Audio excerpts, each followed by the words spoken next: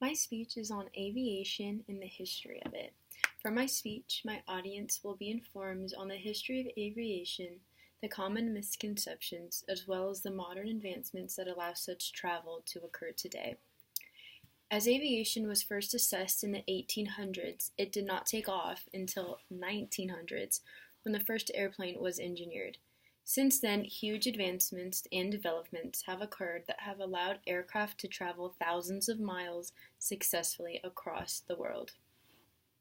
Many feel stressed just at the idea of stepping into an airport, where others feel relaxed and appreciative for the opportunity to travel. Whatever side you may relate to, it is important to understand the dynamics and history that allows for such a successful flight to occur. I would like to share with everybody today the structure of aviation and just how much is done in preparation to ensure a comfortable and safe flight to your destination. The first aircraft. To begin with, we all know about the Wright brothers. Wilbur and Oliver in 1903 flew the first airplane in December of 1903. This flight lasted only 12 seconds and had an elevation of only 120 feet. Since then, 116 years later, with just about 2.6 million people in the U.S. alone that leave and come into the U.S. through airports every day, aviation advancements have occurred, allowing various benefits to the community to take place. Some of these include worldwide transportation, provides opportunities for travel and tourism. This also allows for economical growth. It encourages foreign trade and business trade and global business. It connects people and businesses all around the world. And most importantly, it creates numerous of jobs around the world and even in our airports. Have you ever wondered how your luggage gets to the same destination as you? That means you taking 5 planes. How does your luggage get from Los Angeles to New York?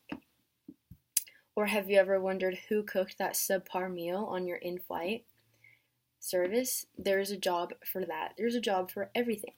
There's so many people that partake in the preparation that goes into your flight that you just might not even be aware of. This includes TSA workers, baggage, boarding, food and in-flight service, fueling and service and safety assessments, air traffic control, and tarmac control. All of these people have specific jobs that need to be ensured to a high standard to ensure every flight and every passenger is taken care of in a safely manner. So just to start off a little bit, what it takes to become a pilot.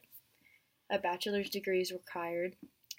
By far most, you must obtain a bachelor's degree. So there's a difference between a commercial pilot's license and an airline pilot license. A commercial pilot license is required prior to obtaining your airline pilot license, also known as ATP, Airline Transport Pilot Certificate from the FAA, which is also known as the Federal Aviation Administration. In order to become a pilot, you must be 23 years of age and have at least 1,500 hours of flight time. Along with that, you must have passed a written and practical exams in order to obtain that airline transportation pilot certificate. As mentioned prior, that is different from a commercial pilot. In order to obtain a commercial pilot license, you can be 18, as we have those students here at CBU as well that do in fact obtain a commercial pilot's license. But the airline is very different from the commercial, as you are traveling farther distances as well as have very many lives in your hands. So some characteristics that are crucial to become a pilot include exceptional communication skills, observational skills, problem-solving skills, and having the ability to react quick in events that are unplanned for, but you must be ready and know how to handle these kind of circumstances without any anxieties or pressures or panic. Individuals that are newly hired undergo on-the-ground training. Each airline and airport has their own way of distinguishing and distributing their own ways of training, but as I said prior, it is very crucial that we know that these pilots that we're hiring are very prepared to withstand those long hours in the air. Common times, individuals have thousands of hours of airtime from their experience as a commercial pilot. So many will begin as a commercial pilot flying little Cessna planes before they begin their experience in their career flying airliners, which will become 747s, Airbuses, those big aircraft as well. Annual training and medical examinations are required yearly for pilots of any kind, as well as even your flight attendants. Those individuals are required to learn how to react and help those that are in need if a situation like that arises. So I wanted to talk about how the advancements of aviation has improved over the years and how it has benefits to our community. Not only are we able to travel around states, cities, continents, it has given us opportunities to connect with those in a fast manner. Over 100 years ago, we were never able to hop on a plane to go see our family for Thanksgiving, but thanks to that, we are. Aviation, as odd as it may seem, also implies to the Christian worldview. I'm quoting from a website in the Christians Today interview with Tom Keller. He explains the Lutheran stream of work theology that teaches all work in God's work.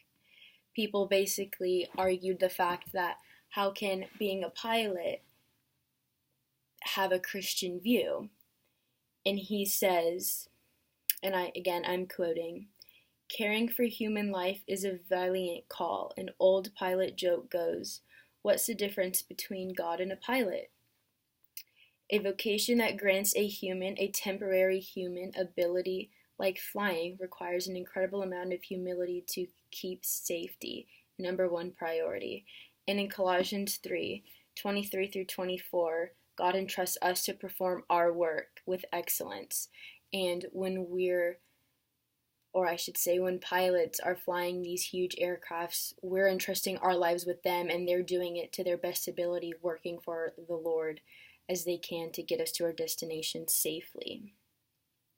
I also wanted to mention, alongside my references that are going to be listed at the bottom of this link, I wanted to give you guys the opportunity, if you have any interest at all in aviation, as like myself, I love aviation. I find it so interesting. I would encourage you all to watch the documentary series City in the Skies. It's actually on Netflix, and I think it gives so much valuable knowledge on the whole concept of what goes into preparation for flying, what occurs during flying, both on the ground and in the skies, as well as once you do land and everything in between.